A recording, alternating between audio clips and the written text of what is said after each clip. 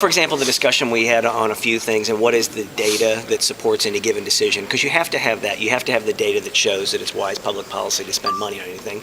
But then again, you have 163 people over in the House and you have 34 people over here, and people have priorities. And so obviously it's a compromised budget, so not only do you have data that you deal with in determining what's best public policy, but you have competing interests in what's best public policy. And so there are a lot of moving parts, and the job to put it all together is to balance all those things out and get a compromised budget that everyone in the end can agree to serve citizens of Missouri the best. And sometimes that process is pretty and sometimes it's rough, but that's the sausage machine in action. Every year, or this year, every time we get to the floor, we hear about what's going to happen next year and the budget hole.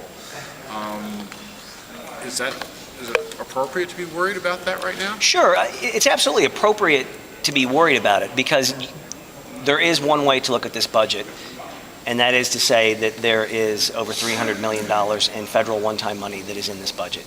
And that will arguably, if all things stay the same, have to be filled in some way, and then that's true. But we've been doing that for the last 2 years. For example, on education, we have been paring down federal money in the education budget to the tune of about $200 million a year for the last 2 years in a row.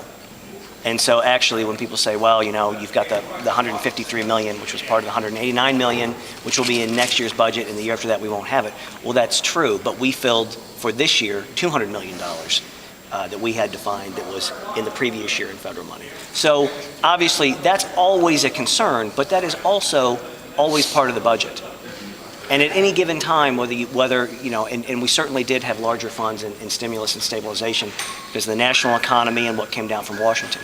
But we always at some level have a balance of one-time funding, what is ongoing funding, and what is the balance between the state and federal. And sometimes it's a little bit bigger, as it is now, but actually we are actually weaning off of that federal money at this point. And so this really is the last year that is a major issue. Senator Kraut. The governor apparently, you also keep mentioning, is carried over as part